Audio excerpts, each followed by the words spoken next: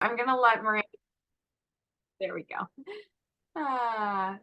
So we will be recording these meetings. That way, folks that are unable to attend will be able to get the recordings. But um, first, just want to say welcome to everybody to the first weekly agency support person Evergreen informational meeting. Um, I am going to refer to all of you as agency support people now, agency support persons, agency support people now, because it's sort of a mix of change champions and agency support people. And it's just easier than trying to say the whole title all the time. So if you see that term, agency support person or agency support people, it means all of you, change champions or not. I'm kind of grouping you all together. You're all doing the same thing at this point. And the first thing I want to do today is thank all of you for volunteering to hold one of these positions, for all of the help and support that you've been providing over the course of the first 4 weeks that we've been in Evergreen, and for escalating questions and issues up through the post-deploy Microsoft Teams channels. I do understand the challenges with the Microsoft Teams channels. Some people still not being able to get in there. Those that are in there struggling to find content that's been posted in there.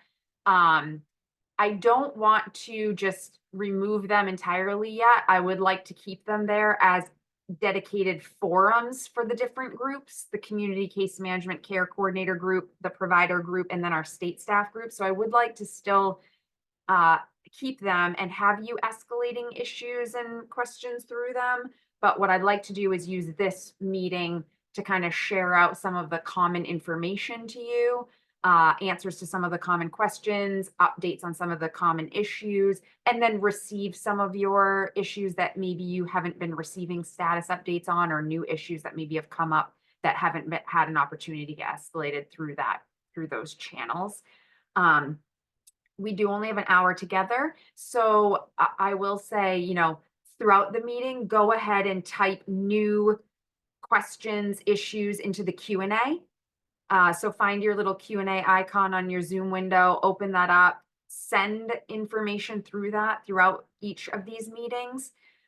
Today we'll probably have the least amount of time to get to like new questions and issues, just because it's the first meeting and I'm giving some overview information, and I have quite a few things I want to give you an update on. But in future weeks, we'll probably have more time to get to those new questions and issues. But either way, we'll collect all of them in there. And then the goal would be that whatever questions I can't get to during the session, or that I don't have immediate responses for during the session, we would be able to go and find answers for you and send those out to you through those Microsoft Teams channels, through weekly emailed end user communications, other avenues, and or bring them back to the next week's meeting.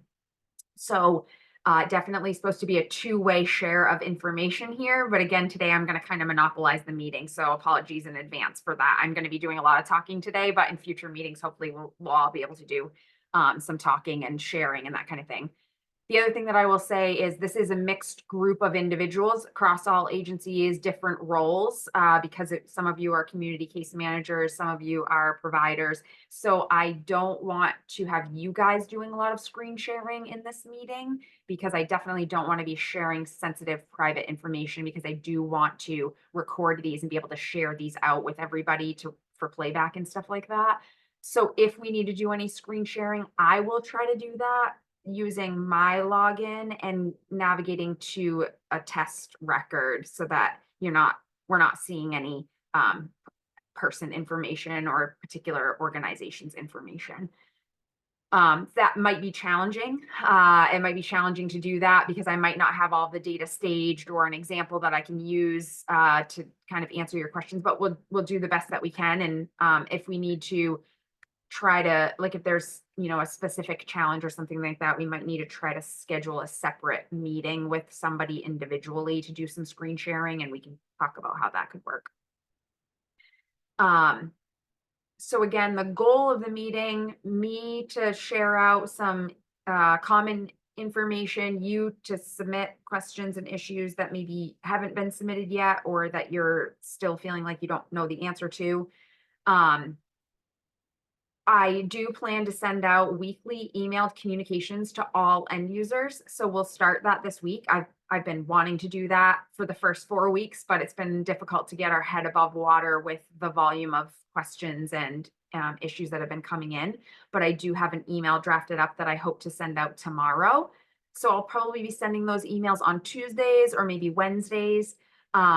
And they will contain the information, the common information that I share out to this group. So you guys will get that information first, and then it will go out to all the end users. And that will allow you also to ask me any questions that you might have about that information. And maybe I can even make tweaks to it if I need to before it goes out. But we will send that emailed communication at least once a week. And it will have, again, sort of the same types of content that we'd like to be discussing with you here. We also will continue to meet individually with community case management agencies. So that has started and is ongoing. You can, if you haven't already, you can reach out to Angela Faulkner. I think she's helping to schedule those sessions. Because we have a smaller number of community case management agencies and because they are heavier users of the system, we are doing individual sessions by agency with them. That's allowing us to screen share and understand their particular agency's struggles and challenges. But for providers, that's a little bit more difficult for us because we have lots of provider agencies. So we just don't have the manpower to do individual meetings with you folks. So our plan to provide the additional layer of support for you is there is a weekly recurring meeting that will start this Friday at 8 a.m. And that is focused on community providers, not case management agencies or care coordination agencies, but provider organizations. So those of you that are PCP data entry or SIP providers, provider authorization providers, reportable event providers, that meeting is going to be for you. I will be helping to lead that. Emily Kalifarsky and Alexi Greenleaf will also be participating in that. I think Nancy will try to participate in that as well, even though she's kind of helping out with the community case management agencies where she's available. I'm sure she'll support us as well. And there may be others from ODES that will join that call on Fridays. And that's where we'll specifically talk about the challenges that providers are experiencing and try to share, again, answers to some of your common questions, status updates on some of the issues that are affecting you as users, and receive some of your those users' issues and questions at those meetings. And those will happen weekly on Fridays. I also did just about 30 minutes or 45 minutes ago send out Evergreen wide email. So all Evergreen users received this notice. It's about a meeting that's scheduled for this Thursday, March 21st at 3 p.m. It's an Evergreen informational meeting. It's a one-time meeting for all end users. It will be led by our Chief Operating Officer, Mark Ludi, and our Associate Director, Betsy Hopkins. And it's truly intended to be informational and share some details with you. Some of the stuff that I'm going to be sharing here, but maybe some additional details around that that Mark and Betsy have for you. But I suspect that most of it will be shared by me in this meeting with all of you and also by email to all of our end users. So I think that covers all of the housekeeping, general overview stuff. So I'll dive in the essence of time and share with you the content that I wanted to make sure that you were aware of today. That's going to be part of the emailed communication that will go out tomorrow. So I have 1, 2, 3, 4, 5, 6, 7, 8, 9, 10, 11 common questions and or issues that I will be addressing in tomorrow's communication. Week to week, that may be a few less, or maybe a couple more. But hopefully we can keep it to around 10-ish, because I think that's a lot of items and I don't want them to get lost, but I definitely want to make sure that people are receiving the information that they need in order to successfully use the system. And this is 4 weeks worth. So I suspect this is the one that will have the most in it. Hopefully week to week, there'll only be one or two new items that we need to share information on at most. So in this communication, the first items that I'll be addressing are around the person-centered plan. There are a few different ones. One is, how do I complete or revise a migrated person-centered plan? And so this one's kind of general because there's lots of different questions that are coming in around revising PCPs. There's lots of different challenges that people are having with the migrated content. Some people are having no trouble at all. Others are having different struggles. But what we did to address in general how to complete or revise a migrated person-centered plan is Nancy and Udaya, created a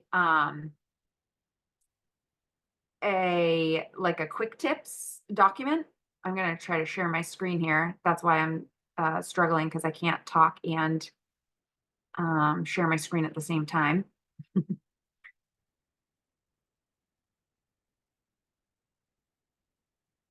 Let me see if I can find it.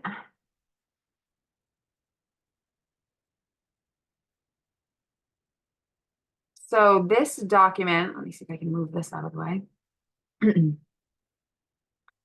This document was created to respond to the questions about revising a PCP, or completing a PCP that migrated in progress.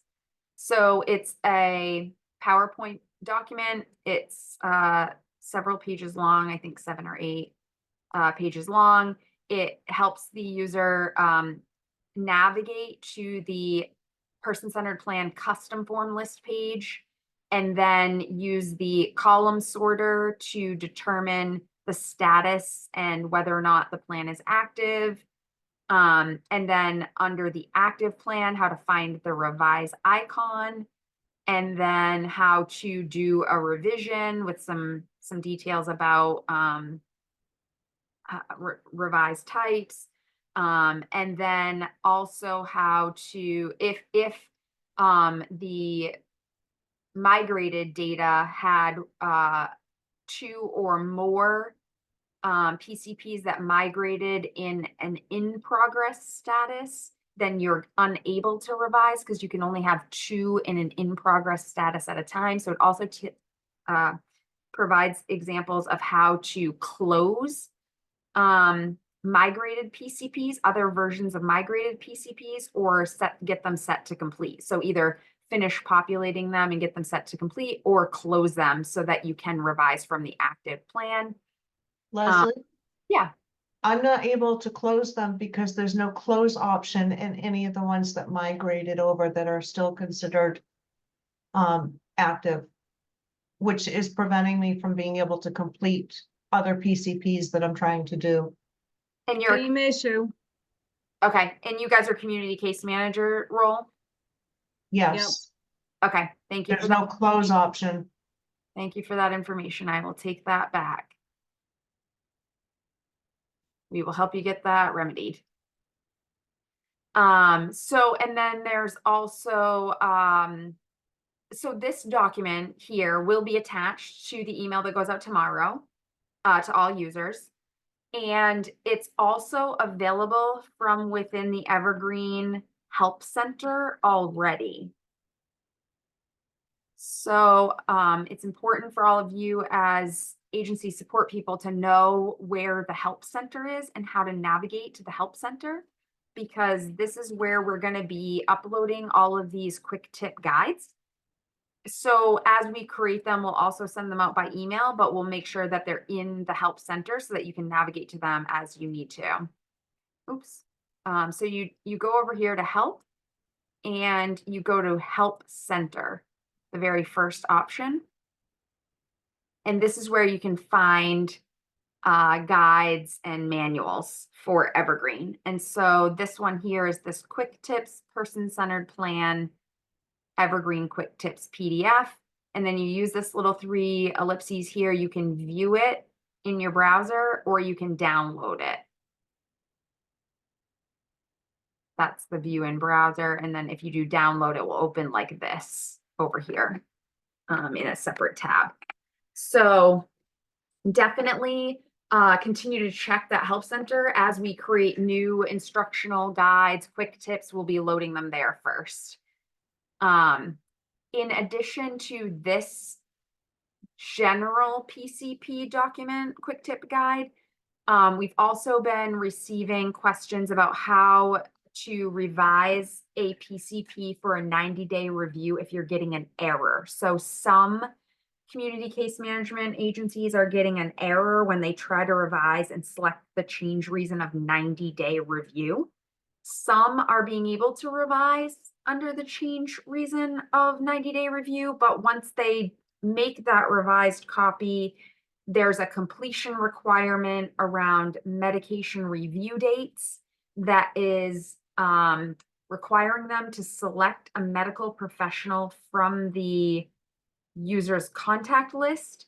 And some people are not getting any results populating in that pick list. And because they can't draw somebody in, even though they exist on the person record, they can't set the plan to complete because it's a completion requirement for the 90-day review.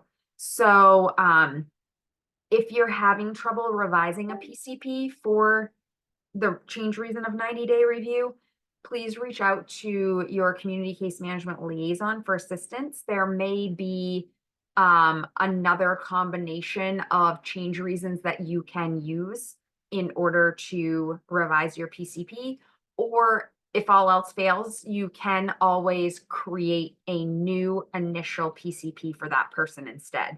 Now, that is not the preferred approach because you will have to populate all of the fields of the PCP. If you do an initial, it will be blank.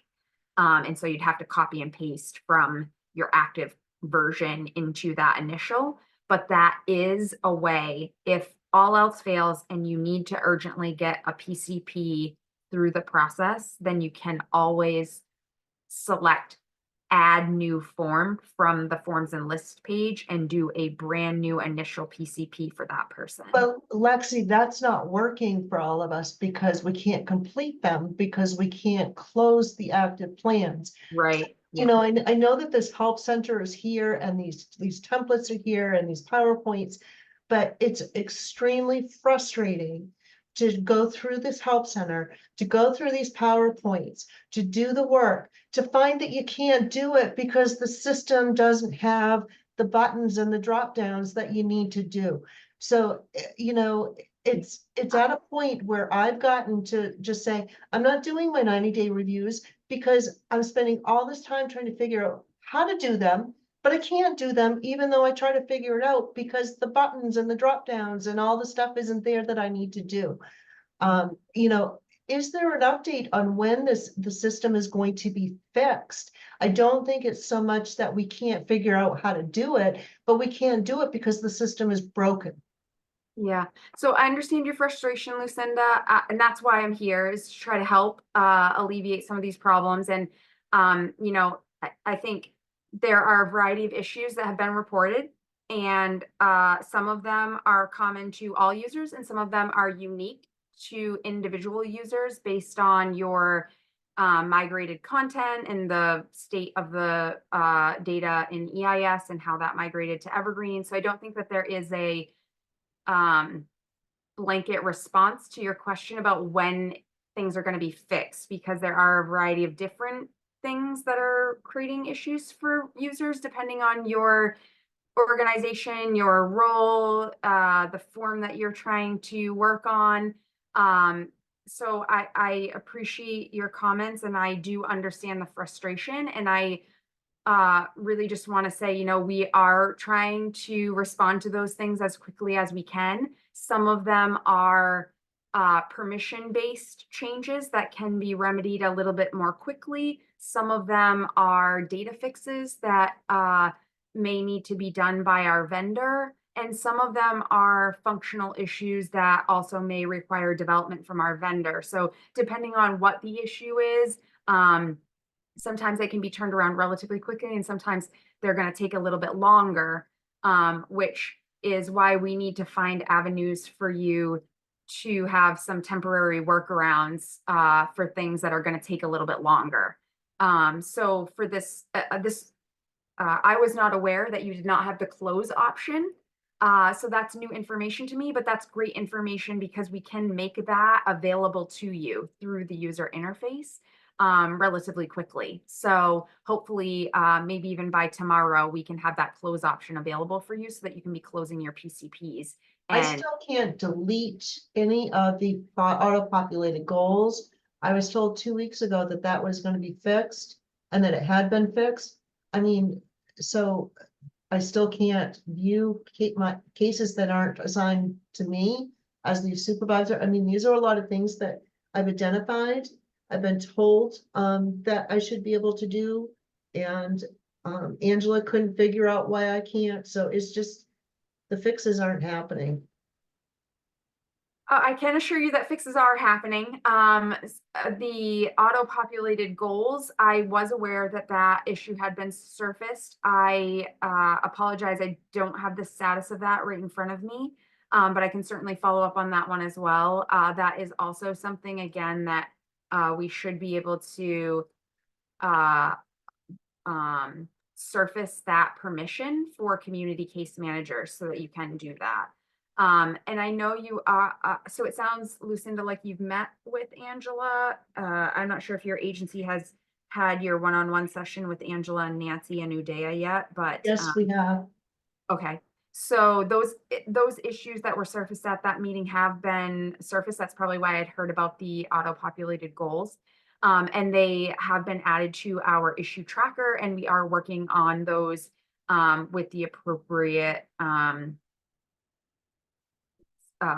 people to get them resolved. So again, permissions-based items can often be resolved internally by my team, and we can do that relatively quickly. Whereas, migrated data fixes and functional issues, we have to work with our vendor, and we're prioritizing those based on urgency. Again, we're trying to address anything that might be related to security as a top priority. Then we're addressing anything related to person-centered plans as our next assignments, and person-centered plans as our next priority. And then it kind of goes down from there. So the person-centered plan issues are escalated up to the highest possible status right now, and they are being worked first by our vendor right now because we don't have any outstanding security issues that are being addressed right now. Also, prior authorizations are right up there, but we don't have any outstanding prior authorization issues right now either. So person-centered plan issues are at the top of the list. So I have jotted down the close option and the delete auto-populated goals option so that I can follow up on that this evening, and hopefully we can get that remedied for you by tomorrow, unless there's. Leslie, can I make just a quick statement here? Yeah. It might be helpful. I'm not sure if people logged on this morning and they realized they didn't have access to make changes to PCPs, things that they could do last week, they could not do this morning. If that did occur, there has been some things that have changed, and you need to log out and log back in. I don't know if people realize that when things were working last week and they don't work this week, if we figured out pretty quickly and we are working on it, it's hard to get a notification out there to tell everybody to log back off and log back on, because when they do things with missions, you have to go back out to come back in and then have that stuff work. So Yeah. if some of that stuff, Lucinda, is something that you had, it sounds like it's not, but if it's something that some of you and your case managers were able to do last week, but then you've lost it again today and you haven't logged out and logged back on, can you please try to do that and see if that helps the situation?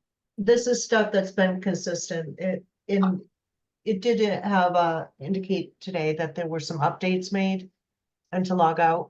So I did that, but there's also the issue where the BMP section in the plan, the review active plans and addendums.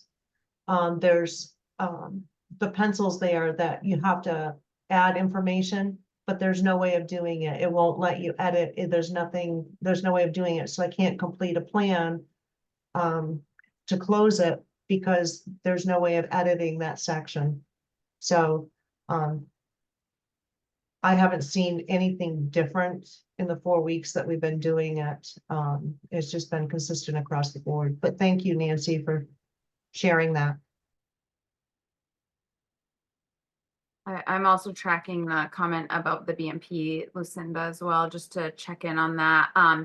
I am aware of a BMP issue, which I will address in just a minute. It's a little bit further down, but I wasn't aware that you are seeing the edit pencil, but you can't answer the questions in that section. I was under the No, I'm not even seeing the edit pencil. All I'm seeing is like the Oh. little yellow exclamation point that it needs to be completed. But Okay. there's no edit pencil or anything to be able to open it up to edit it. Okay.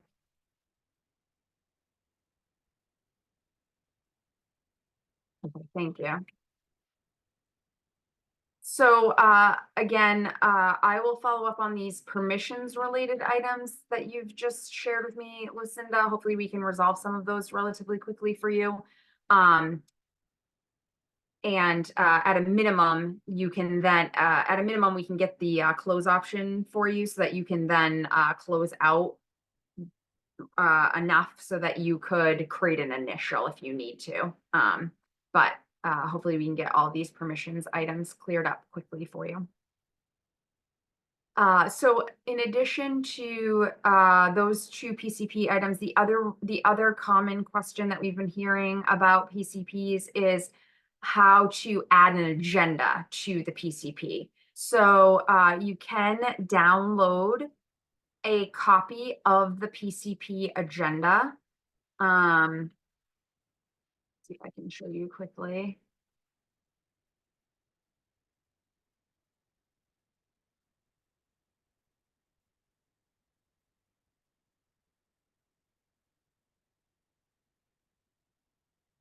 So when you're inside of the PCP, under this print icon, there is a PCP meeting agenda option. And if you choose this, it will create an agenda for the meeting that includes all of the standard required topics, as well as any priority topics that the person has added, or any other agenda items that have been captured in the other agenda items question in the PCP. This one doesn't have any, but, and then you can print this. You can share out hard copies at the meeting if you meet in person. And if you choose, you can use one of those hard copies to also capture meeting attendee signatures during the meeting. If again, it's in person and you want to capture attendee signatures on it, you don't have to, but that is a way that you can capture meeting attendee signatures if you'd like. And then you can save a copy of the final agenda with or without the meeting attendee signatures, depending on how you want to handle that. And then upload that agenda under the add information attachments icon. And so you just then go here to new attachment. You'd use this choose file to navigate to the saved final version on your machine. And then you put it under a category of PCP agenda, and then just give it a description of final PCP agenda or whatever you want to call the description here. Save that. And then once you've done that, it will be saved as an attachment to this PCP, and that will help you meet your completion requirement for having the agenda on the person-centered plan. So those are some of the common PCP questions that we've heard and that we will be sharing information about in tomorrow's emailed communication. As far as authorizations go, prior authorizations go, we've heard from several provider agencies that they were struggling to view prior authorizations in. Excuse me, I'm sorry to interrupt. I had my hand raised, but I like wanted to before we moved on to prior authorizations, PCP agendas. That option isn't showing up for us until after it comes back from the state review. So we have our own agenda form that we use. Is it okay to upload that instead? Yeah, that's totally fine. But I will also track this issue to get that remedied, because that should show up for you before in all the other statuses as well. It sounds like it's not showing up until you get to the pending provider selection. Yeah, Okay, it should show up in prior status as well, so I'll track an issue for that as well. thank you. Yeah, but yes, you can upload whatever copy of the agenda you have. So if you're unable to get to that one and you have a different version, you can certainly upload the version that you have.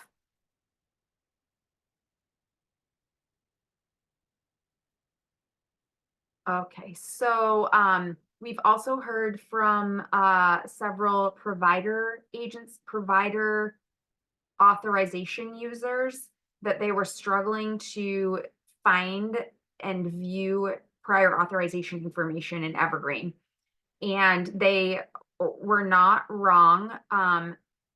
In Evergreen, prior authorizations are considered a form, just like a PCP or a comprehensive assessment or a reportable event. They're all considered forms, whereas in EIS, there was a different module for prior authorizations.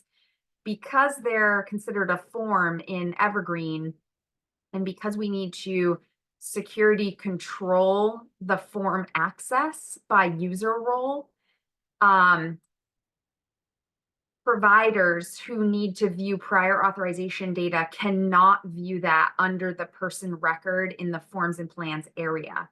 And the reason is because the prior authorization is created by ODES, not someone within your organization. And the way our access permissions work for provider users is that you can see forms that were created by somebody within your organization, not all forms. So you can't see the prior authorizations just by navigating to the person record, where you would see other forms that were created by people within your organization. So in order to see the prior authorizations, you need to navigate to reports in Evergreen. And there is a report that's called the PA utilization report. So we've also created a similar quick tips guide for finding that report, running that report, exporting that report, and how you can, once you've exported it, how you can sort and filter and get down to the PAs that you're specifically looking for. So this document has also been uploaded into the Evergreen Help Center right here. This prior authorizations Evergreen quick tips. It will also be attached to the emailed communication that will go out tomorrow. This is how you will always access prior authorization information ongoing. You'll not have access to those at the person record level, but all of the details from that prior authorization do exist in that Excel report. So you should have everything that you need right in that report. Another common question or report that we were receiving, especially in week 1, and then it continued into week 2, was from provider users who were receiving notifications to submit service implementation plans for individuals that were not served by their organization. There were a couple of different emails related to service implementation plans that were triggering like this, as well as I believe at least one prior authorization notification that was triggering this way. I first want to apologize for the confusion and the inconvenience that was caused by those erroneous notifications. We did shut those notifications off until we're able to correct the issue. So those notifications have not been triggering for about a week now. A week ago Friday is when we turned those off.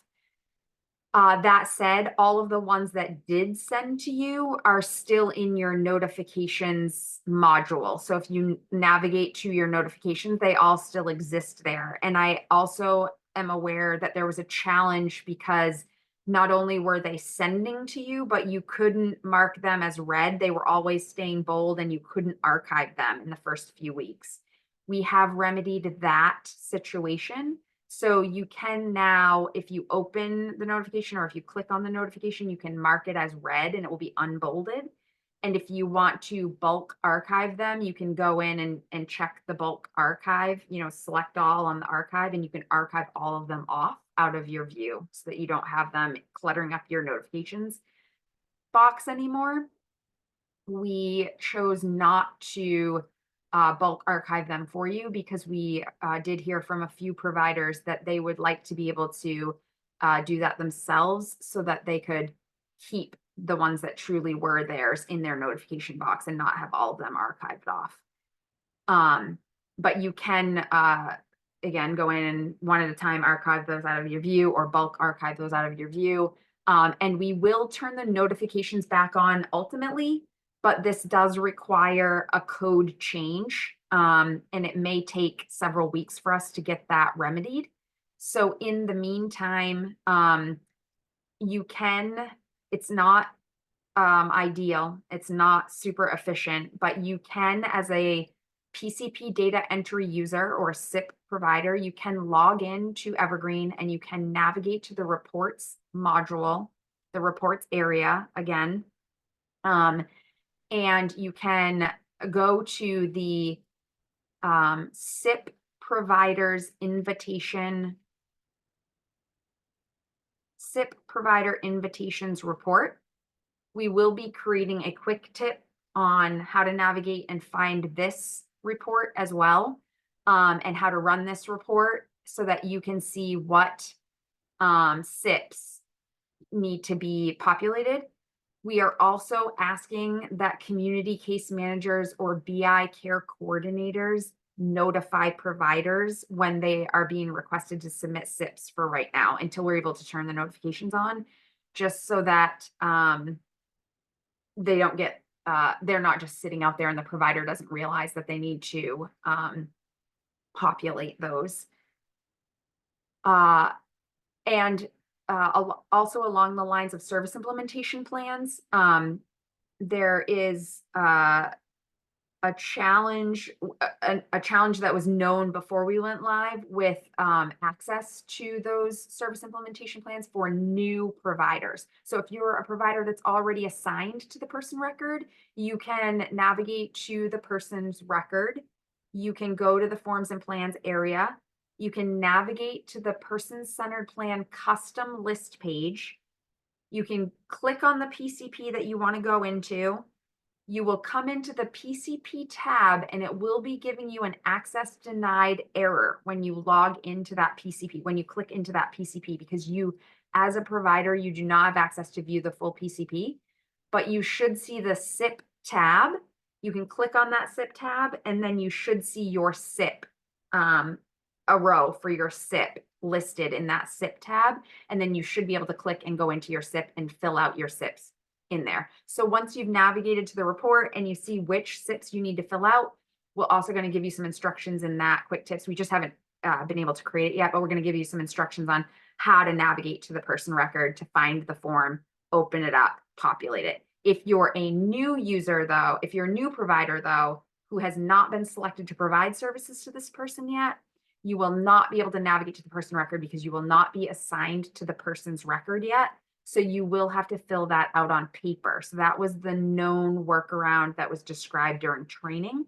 So your community case manager or care coordinator should be giving you a copy of the PCP and asking you to populate the template and sending that back to them. And then they should be attaching that to the PCP. So I see a couple of hands. Lucinda, I saw yours go up first. Yeah, Leslie, is there a reason why providers are not able to see the PCP? Yeah. Does that mean that as case managers, we now have to send them a full copy of the PCP? And do we still have to send the signed face sheets because those are uploaded? Yeah, great questions. So there was a conscious decision to remove providers from the full PCP for I'm not the expert here, so I don't really want to misspeak, but it was related to some Department of Justice conversations and making sure that the person was being free to choose providers and were directing their own plans. So there was a conscious decision to separate providers from the full PCP, but your SIP form does contain all the data that you need in order to populate your. So is it considered a confidentiality issue? I'm not the right person to answer that question, but we are formulating a response to that question that we will be sharing out as well. Okay. I have to work with some of the business folks to get the right information. I don't want to misspeak Because about. if that's the case, my concern is we still have to send the full PCP to NET main care, which to me is a huge confidentiality issue. It's not a, I'm not the right person to answer this, so I don't want to misspeak, but it's not necessarily a confidentiality issue, is my understanding, Lucinda. It's more about the person-centered planning process and how the process occurs. So it's my understanding that, and I learned very late before go live that you guys needed that full signed version in order to submit back. I was not aware of that until like 2 weeks before we deployed.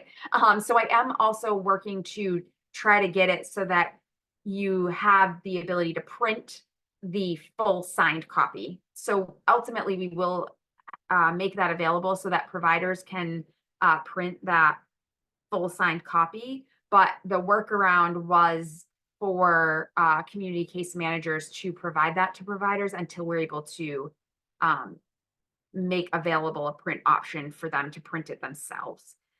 So again, I hate to be on recording giving bad information because I don't have a true answer to this question right now, but I can tell you that it was a conscious decision to separate providers from the person-centered planning process.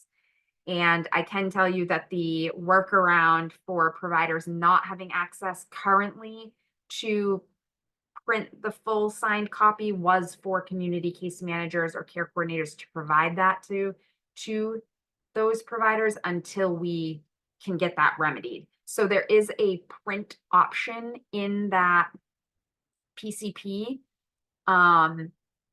that allows you to PDF the final signed plan and share that with them until we can make this print available under the SIP form. So right now they just don't have access to it because they don't have access to the PCP tab.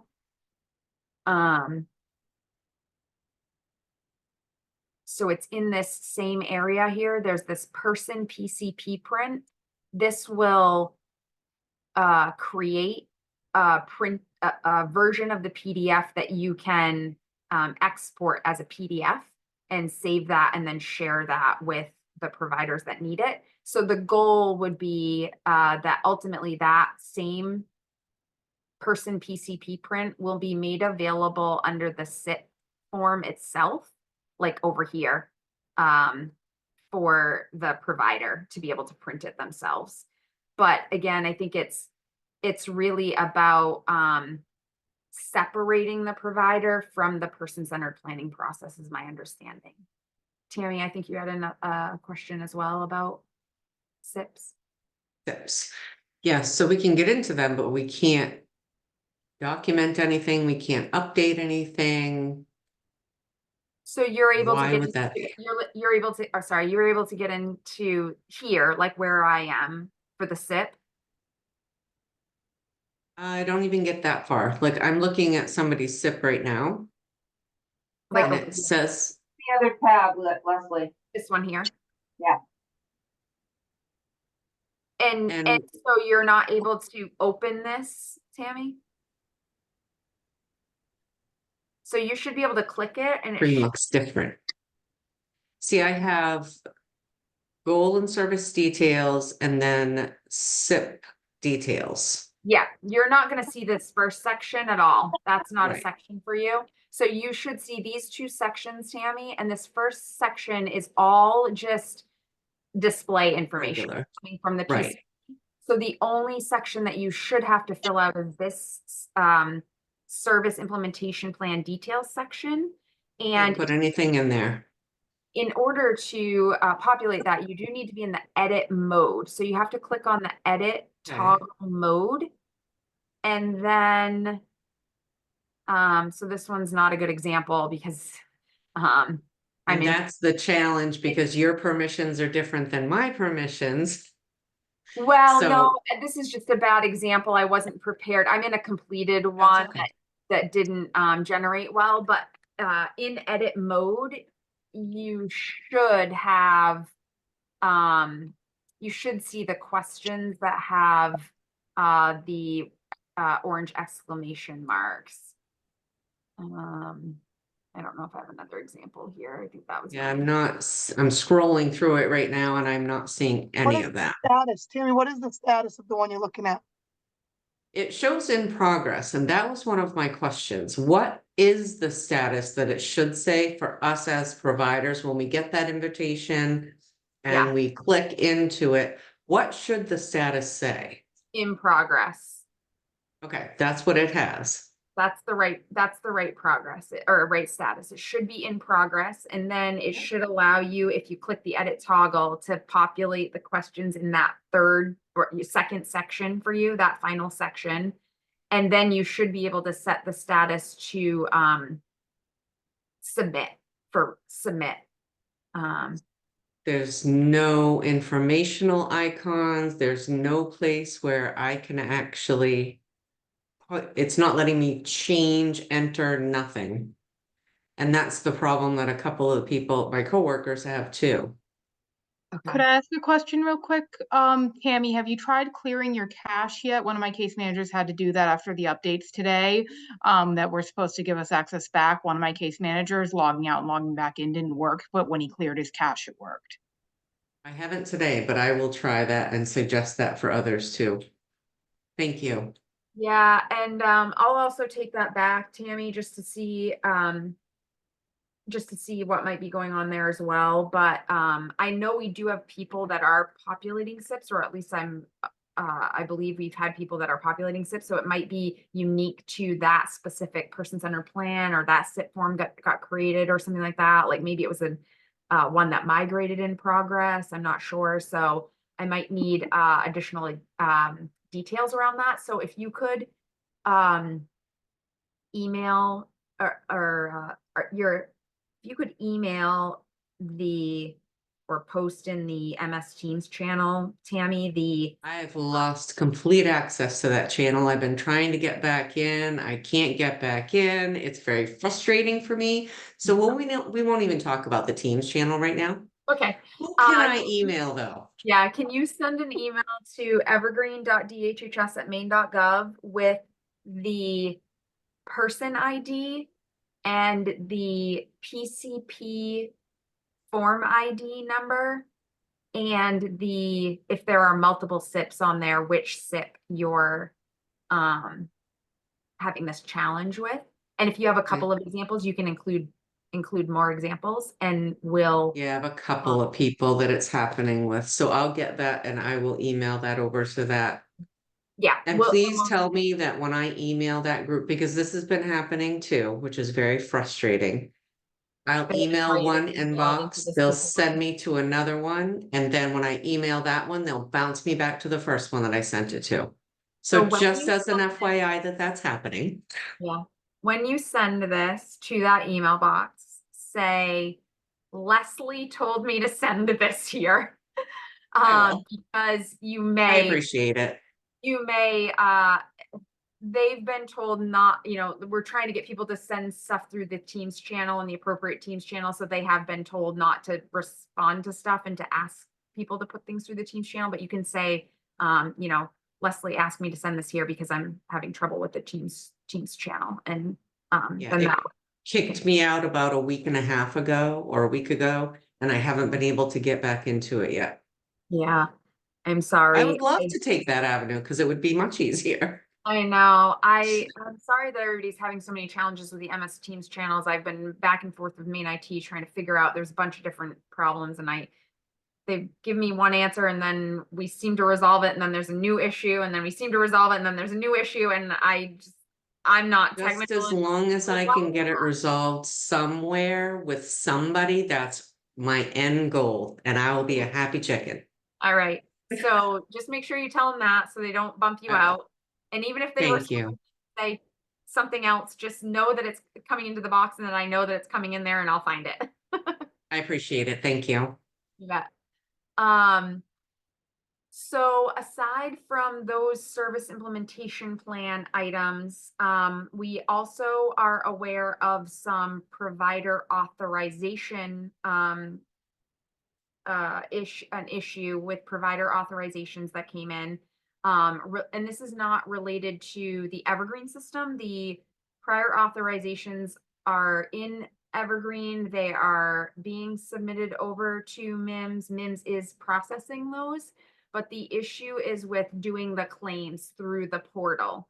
So it was learned in week 1, I believe, that or towards the end of week 1, or maybe it was first of week 2, that the portal where you as provider authorization providers do your claims has a maximum character limit of 15 digits for the PA number. This is inconsistent with the database character limit.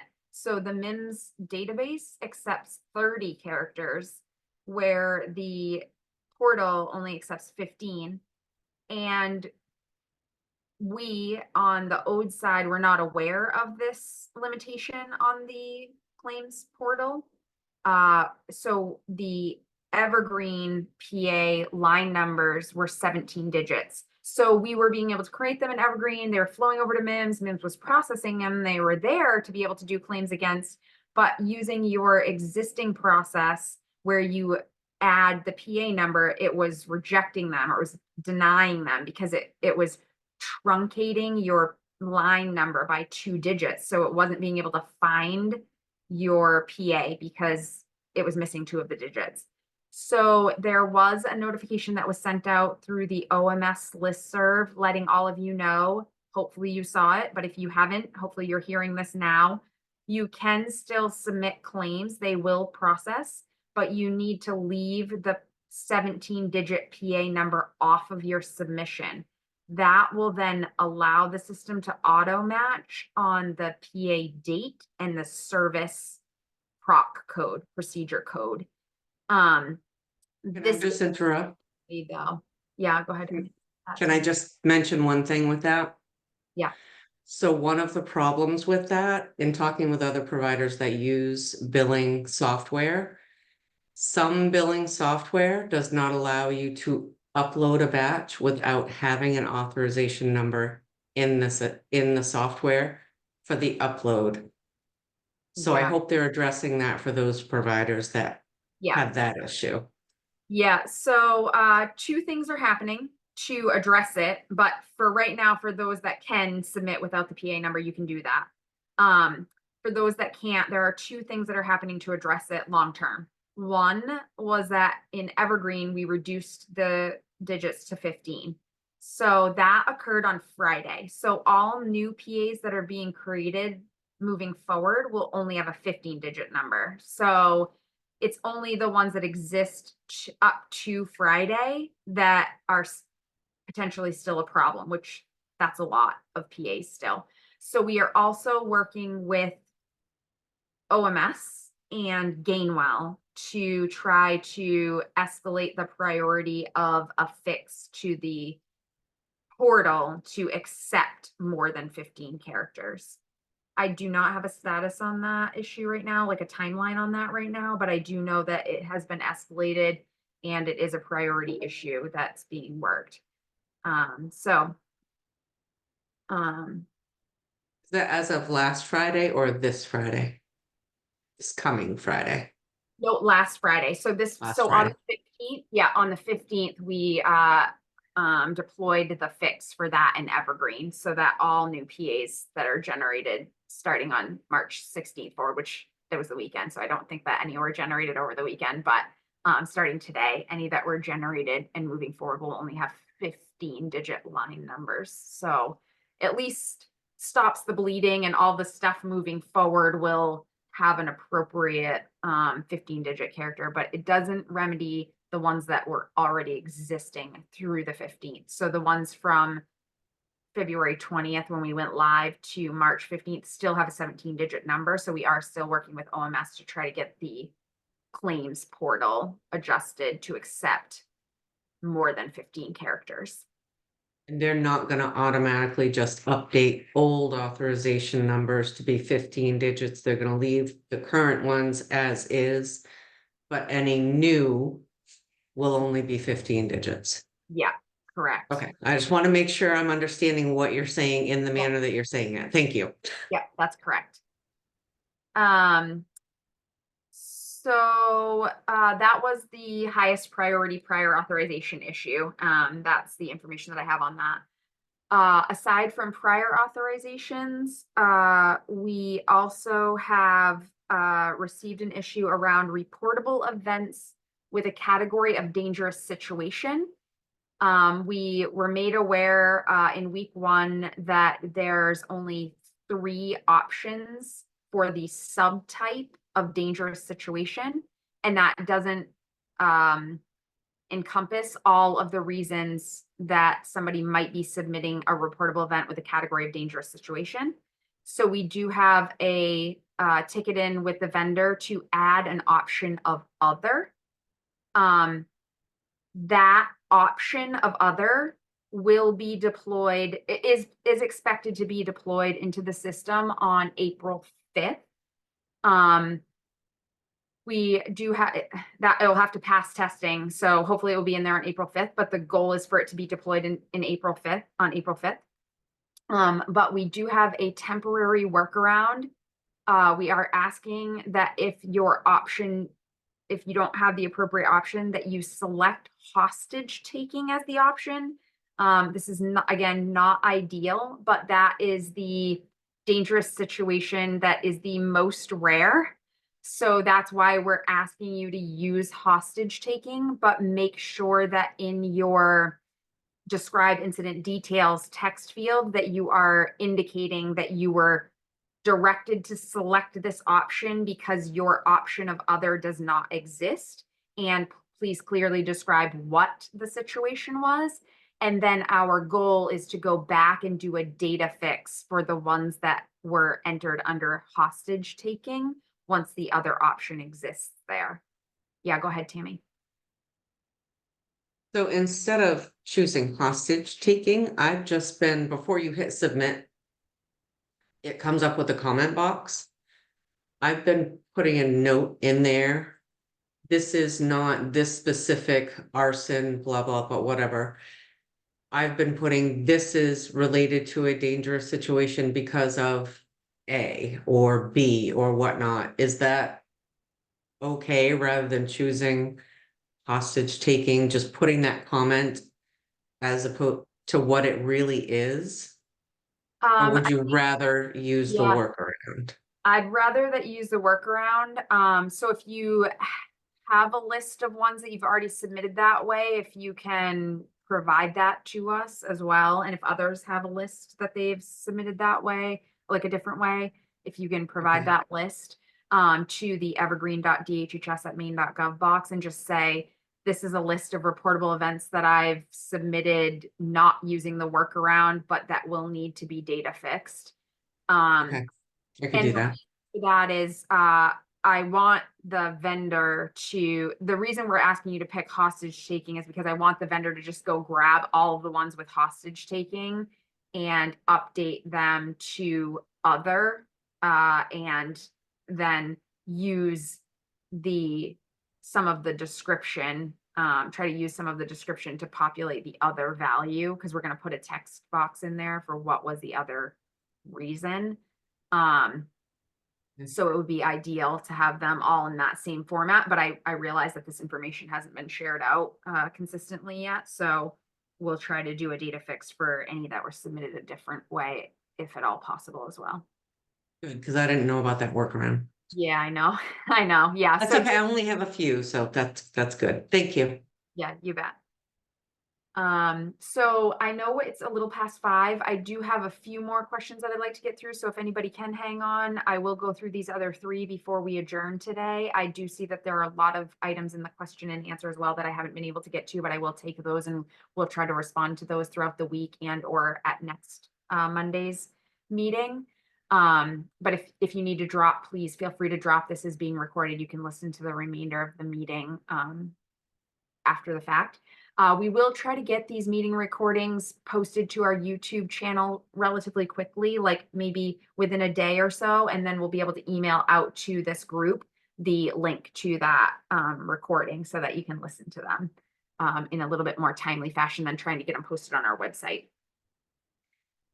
So the other question that we had around reportable events was related to provider follow-ups, and it seems that there's a couple of challenges here. So as everybody knows, reportable events migrated in a completed state. So even if you hadn't finished it in EIS and it was sitting over there in progress, it migrated over as a completed reportable event. The 2 challenges here are reportable event providers cannot see migrated reportable events. That was a known issue that would happen. So because you can't see those, they are in there and the case manager can see them and folks crisis team can see them and ODE staff can see them. But you as a end user provider can't. There was a challenge with some of the permissions and the way that migrated. Excuse me. So if you hadn't gotten your provider follow-up on there, there's no way for you to add the provider follow-up because you can't get to that migrated reportable event. Other users can. However, it's also come to my attention that even those of us that can see the migrated reportable events, we're not being able to add a provider follow-up to them. So I am working to get that remedied.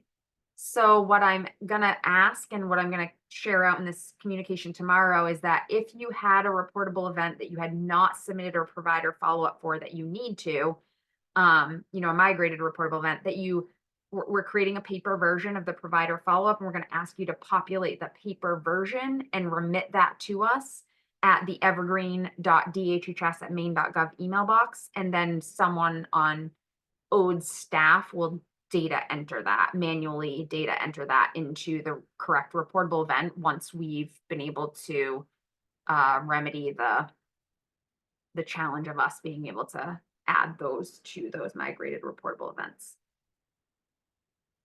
In addition to provider follow-ups, we also are aware of a challenge with submitting behavior management plans. So I know initially community case managers and provider organizations didn't have the permission. So apologies for that. That's what we had conveyed to you during training. The permission was not actually on your profiles when we went live. We did add the permission to your profiles, but it seems that the form itself is broken for all end users, not just community case managers or providers. It's throwing an error for all users right now, including my team. So no one is able to submit behavior management plans right now. There is a high priority issue escalated with our vendor to resolve this, but we are also aware that people need to be submitting behavior management plans for the upcoming meetings on the 1st of April. So I did discuss with Kayla Slavin and the crisis team, and we are going to allow people to submit behavior management plans through to the old process, to the odes.crisis@maine.gov email address for the upcoming April 1st meetings. And then hopefully we'll get it resolved within the next couple of weeks. And then you'll be able to submit appropriately through the Evergreen system. And we'll let you know. Thank you. You're welcome, Heidi.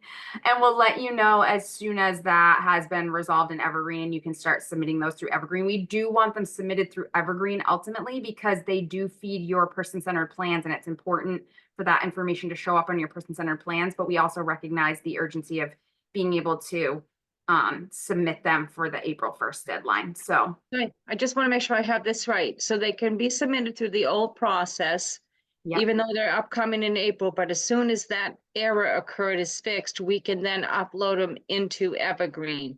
Yeah, yeah, Thank Yeah. you. you're welcome.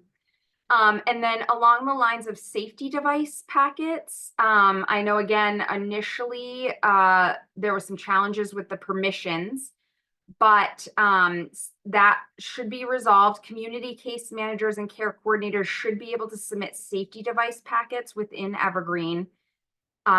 Provider users will not have that access. And the reason that provider users will not have the access to submit the safety device packets is because the need for a safety device must be documented in the person-centered plan itself. So the only users that have the ability to do that are community case managers and care coordinators. So in order to submit a safety device packet, the community case manager or care coordinator would need to document the need through the comprehensive assessment and or definitely in the person-centered plan. And then once it's documented in there, then you can create a safety device packet, link the appropriate person-centered plan that documents the need for this safety device. And then once the safety device is approved, then you'll be able to add the safety device to the person's record. Yeah, Victoria. Do you have the ability to show us how that's submitted? Last I knew, I thought we didn't have the ability to edit that part of the PCP. So that may be true, Victoria, because I just heard that from I think it was Lucinda earlier saying that she couldn't edit that section of the PCP. I was under the impression that you could edit that section of the PCP. Yeah, the last that it was discussed in the Teams group, they said that that's something that providers do, not case managers. But if providers don't have access to the PCP, I'm a little confused as to how it's done. Yeah, no, sorry. Sorry, Victoria, I didn't realize you're a provider user. No, No, I'm not a provider. I'm a case manager. But when I asked in the case managers Teams chat about how to do the safety plan, positive support plan, behavior management plan section, they said that because we don't have the ability to, or we're denied that ability, and they said that that's the case managers aren't supposed to have that ability. The providers do, but then now providers don't have access to the PCP. So I'm a little confused by the whole thing. Yeah, no, apologies for that miscommunication. Providers will never have the ability to edit that portion of the PCP. That will always be edited by the community case manager or the care coordinator. Apparently, there's a challenge with your permission in that area of the plan right now. So I will follow up on that. Leslie, I submitted one this afternoon and you said that we would go in and select the plan. It auto selected it. It didn't give me an option to select the plan. Oh, sorry, Lucinda. I thought you had to actually manually select it, but you're absolutely right. It will auto pick the active PCP. So as long as the active PCP documents the need for the safety device, then you'll be all set. If the active PCP doesn't document it, it will pick the active PCP. And then when the committee reviews it, they may not see the details that they needed, and they may come back to you and say, hey, I don't see these details in the PCP. So this becomes an issue because I can't close active PCPs that shouldn't be active. And the ones that should be active, I can't get completed because the other ones are active. Yeah. Right. So for right now, and of course, I just learned that from you, Lucinda, at the beginning of this meeting. But so for right now, if you hear back from the committee saying, hey, your PCP doesn't have these details, you may have to just, and I'll also convey this to them, but you may have to just say, yeah, I'm unable to close out PCP so that I can revise this one. So if you have an in progress one already that has that documented, you could, communicate that to them, or you may need to, we may need to allow you to provide some additional documentation outside of the PCP right now for that until we can get that remedied for you. Jennifer. Hi, thank you. And I apologize if I should already know this, but with the safety devices, usually as a provider, we have the guardian sign, we have the doctor's sign, that's all. are we still doing that? And then do we send it to the Kate? How does this, is there a place I can see this process Yeah, so that's that I know a how to Jennifer. guide people? Yeah, that's a great question. So, those documents with all those signatures do need to be attached to the safety device packet. So yeah, you would need to, if you as the provider typically collect that information, you would still collect that and you would need to have the community case manager attach that to the service, to the safety device packet. Okay, so we still get it and then we send it to the case manager and then they will upload it and Yeah. probably. Yeah, yes, Okay. they will be required to upload all of those appropriate safety device packet documents. I might be able to show you what that form requests right here.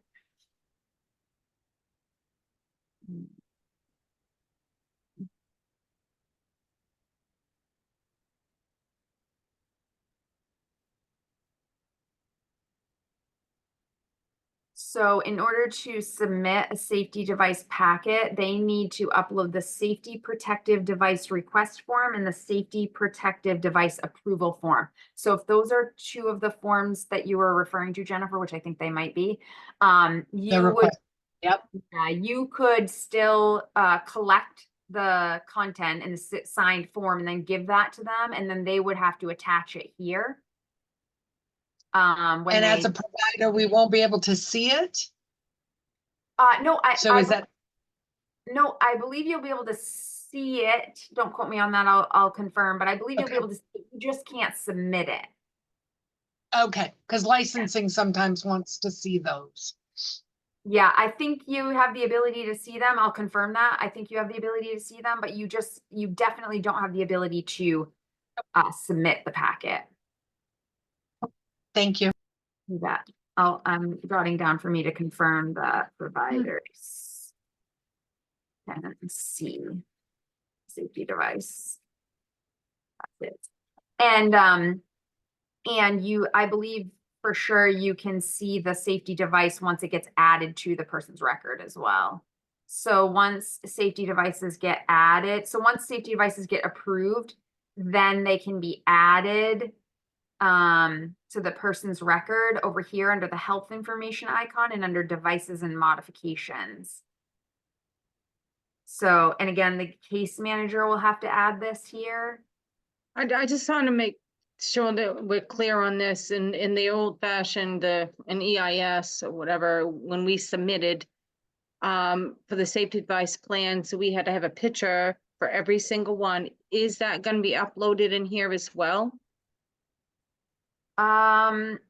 Good question, Heidi. I was not aware that you had to have pictures of the devices.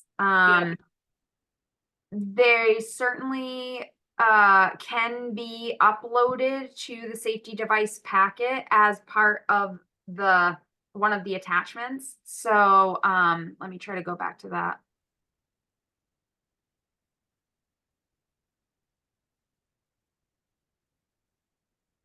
Oh, whoops, I have it in progress here. I'll just grab that one. So there are only these two categories for uploading attachments to the packet. So what would have to happen is when you scan your request form in to send that along, you would want to scan the request form and whatever images you have, or like make it combine into one document so that it can be uploaded. Yeah, I just want to make sure nobody misses that, because I Yeah. don't think that rule has changed. You still need to have the photographs of every device. Okay. I think that depends on which 3-person committee is looking at it. Yeah, because we've never submitted photos. Neither have we. I mean, there's been a couple of specific devices that have been asked about, but in general, no, that's not something we've ever had to do. I can also jot that down as well, like just to confirm on that. It looks like Alyssa has a question about that as well. Mine's more about just I'm just wondering if you're aware that some PCPs are pulling in old BMPs that haven't been active since 2020, regardless of if we're revising a plan or we also tried to create a new PCP and it still pulled it in. So we're on to complete that. The PCP should only be showing plans that migrated as active on the person's record. So it may have still appeared as active or didn't have an end date in EIS. So it may need to be updated in here in Evergreen. I don't know if I have a BMP over here.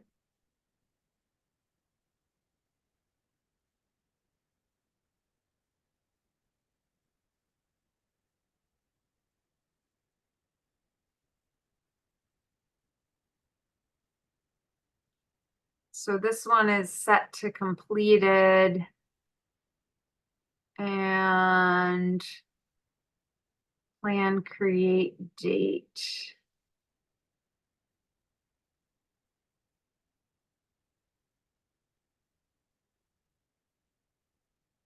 So I think we'd have to get the BMP decision status. I'll have to follow up on that. I don't know if the decision status needs to change or how it becomes inactive, so it doesn't show up on the PCP. I'll find out about that. Thank you. Yeah, I put it in the channel on 3.5 with the ID, if that's helpful. Thank you. And Victoria, did you also have something around this? Yeah, I'm sort of wondering if I might have gotten my question earlier answered by some of the follow-up questions. So the confusion for me was the inability to edit the HCBS section of the PCP. Is that because it's migrating from the health information and record? Like, is that where the editing happens, not in the PCP itself? Possibly. It sounds though like based on what Lucinda was saying that the permissions in that section just are turned off for you. I think I know what's going on, but I don't want to like misspeak again. But so that section of the PCP is related to rights, supports, and modifications. That includes safety devices, behavior positive support plans, behavior management plans, and HCBS rights modification addendums. That's all encompassed in that same section. And the way that that section of the PCP was built, it's supposed to display for you any active plans that exist in the system. So if there's an active safety device, if there's an active positive support plan, an active BMP, or active HCBS rights modification addendums, it's supposed to just show you the active plans. And then it's supposed to ask you a series of questions that work like a decision tree.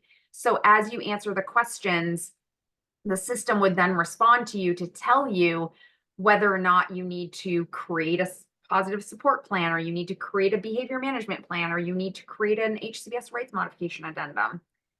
But right before we went live, I learned that the way that the home and community-based settings addendum was incorporated into the person-centered plan was in direct conflict with the global rule around HCBS rights modifications.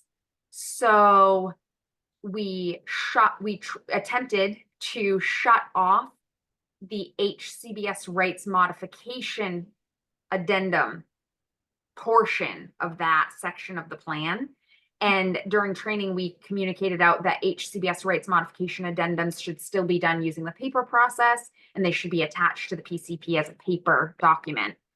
But I think what might have happened is in trying to shut off the HCBS rights modification addendum permissions, we've shut off all of your permissions to that section of the plan. Okay. So I need to go back and find out if I'm right. I'm totally making a guess based on what I'm hearing in this meeting, but I might be right. And then if I am right, whether or not we can give you access to answer some of the questions in that section and not the HCBS rights modification piece. I was under the impression that we could because we had tested it that way, but I might be wrong about that. So more to come on this. I think that the challenge that you're experiencing, Victoria, is because the permissions are just shut right off entirely to that whole section. Okay. So I'll find out more. We'll try to update you once I learn a little bit more, like a little bit later this week. And worst case scenario, we can circle back to this on next Monday's meeting too, if we need to, but I hope to get you an answer much sooner than that. Thank you. You're welcome. So I know we're super past time here. I really want to thank all of you that stayed on with me for these final items. These were the ones that are going to be in the emailed communication, so I certainly wanted you guys to be aware of them. I again apologize that we didn't get to any of your questions, but I do see all of them in the Q&A. So I will make sure that Nikki exports me all of the Q&A items so that we can try to formulate some responses to the items that came through the Q&A prior to next week's meeting. We'll try to communicate some of those things out through the MS Teams channels and or through the emailed communications that go out in between now and next Monday's meeting. But we can also circle back to some of them on next Monday's meeting if that makes sense as well. So with that, I will let all of you get back to your regular day and hopefully sign off and have some dinner. But again, thank you so much for joining me. I look forward to working with you on Mondays and trying to help you resolve these issues and make the system as awesome as I know that it can be and will be for you once we get through some of these challenges. Quick question, Leslie. Yeah. How do we get a link for the meeting on Friday? I haven't seen a notice come out about that. It's gonna be in tomorrow's email. Perfect. All end users will see it in tomorrow's email. That's a good point, Tammy. I didn't mention that, but the link will be in that email tomorrow. And then anybody that wants to sign up for Fridays can, but it will be focused on providers. So for those of you that are community case managers or care coordinators, it is a provider session. So I won't be addressing a lot of the community case manager questions in those Friday sessions.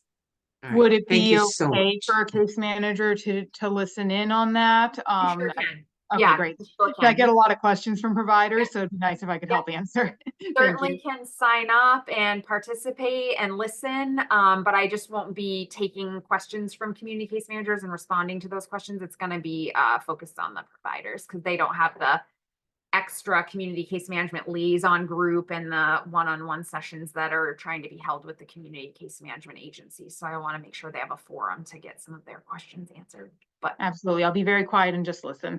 no problem, Victoria. You're definitely welcome. Thank you guys all. It was great chatting with you, and I look forward to talking to you next week. Have a great night. Bye-bye. Thank you.